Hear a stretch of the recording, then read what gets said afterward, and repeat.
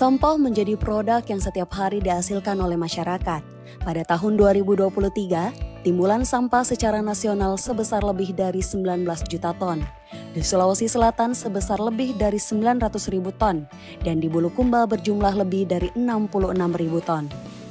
Sumber sampah terbesar di Indonesia berasal dari rumah tangga, yaitu 39,27%. Salah satu jenis sampah yang dihasilkan dari rumah tangga adalah limbah obat-obatan. Seiring dengan kemajuan di bidang pengobatan, telah meningkatkan jenis dan kuantitas produk farmasi yang beredar di masyarakat.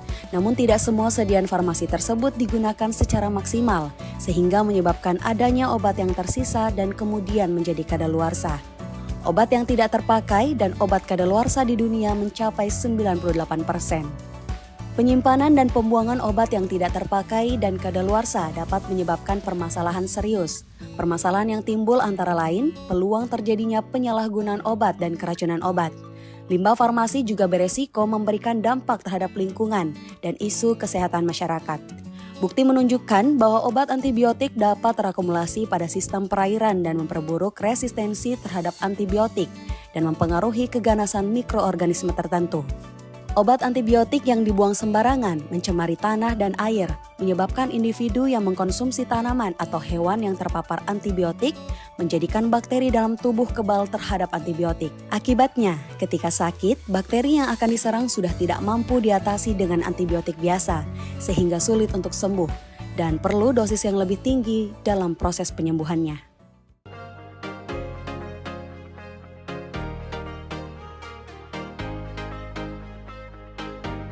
Assalamualaikum, perkenalkan nama saya Apoteker Muhammad Nur Hidayat. Saya apoteker yang bertugas di Puskesmas Borong Rapua. Yuk kita mari bahas bersama tentang pelihara.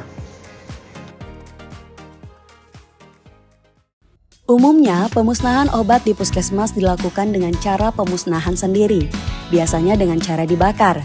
Tapi cara ini kurang efektif karena masih meninggalkan residu dan asap pembakaran dapat menyebabkan polusi lingkungan.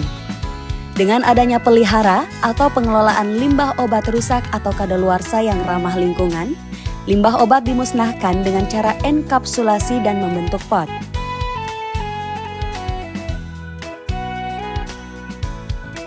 Vitamin dan mineral dikonsultasikan dengan penyuluh pertanian setempat untuk dijadikan pupuk nutrisi tanaman. Dan sisa kertas etiket dan kemasan kertas diolah menjadi kertas yang baru. Untuk meningkatkan keberhasilan program pelihara, dibuat aplikasi Android Pelihara 1.0 untuk memudahkan pendataan stok of name dan obat kadaluarsa.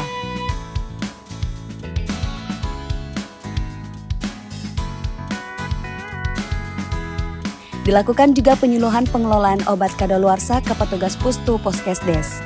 Penyuluhan ke masyarakat tentang dagu sibuk atau dapatkan, gunakan, simpan, dan buang, BUD atau Beyond Use Date, dan tentang obat kadaluarsa.